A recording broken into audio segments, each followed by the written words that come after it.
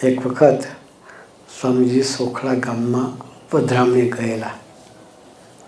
સાથે મુંબઈથી રહીશી બાપા, ધના શેઠ અને પોપટભાઈ બધા આવ્યા હતા. એમને પણ સ્વામીજી સાથે લીધા.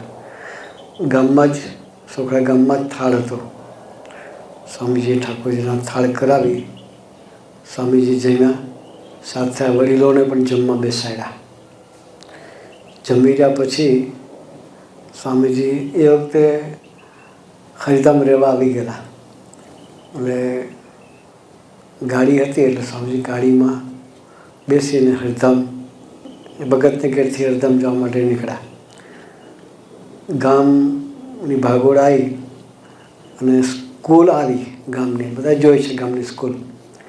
ત્યાં સ્વામીજી રાજીવભાઈને કે રાજીવ ઊભી રાખો કે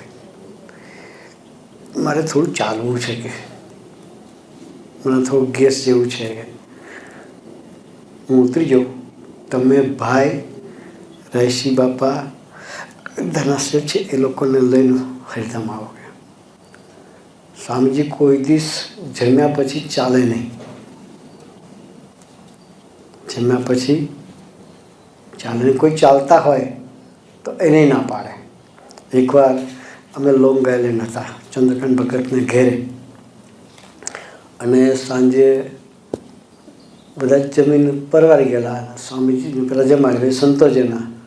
એ સ્વામીજી ખાનગી બેઠા હતા એટલે અમે થોડા ફ્રી હતા. હું સુબોધ સાંઈ, ભગવત સાંઈ બધા હાથે હતા. પછી અમે વિચાર કે ચલો થોડું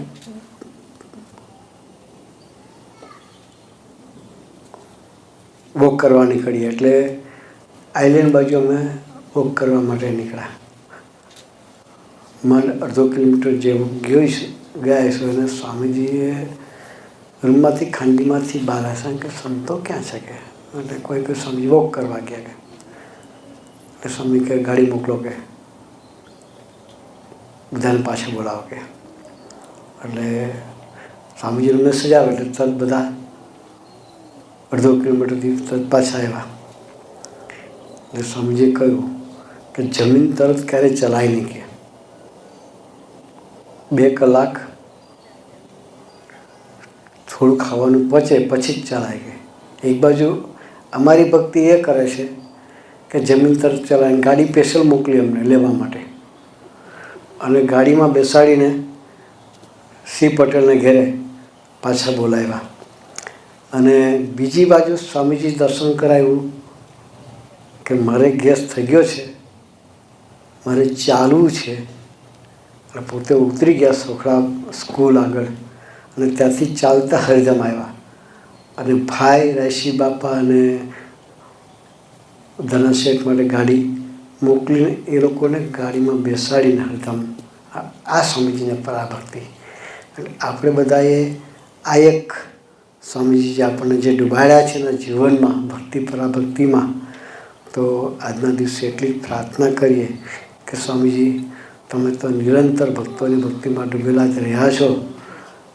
અમને પણ આવા અવસરે એક પ્રાર્થના કરવાનો અવસર છે, આજે માગવાનો અવસર છે કે સ્વામીજી અમારે પણ અમારા જીવનમાં ભક્તિ અને પરાભક્તિમાં ડૂબી અને આપના તરફની યાત્રા નિરંતર કરતા રહેવું છે. તો એ યાત્રા કરવા માટે ગુરુએ આપણને સૌને ખૂબ ખૂબ ખૂબ બળબુદ્ધિને શક્તિ આપે.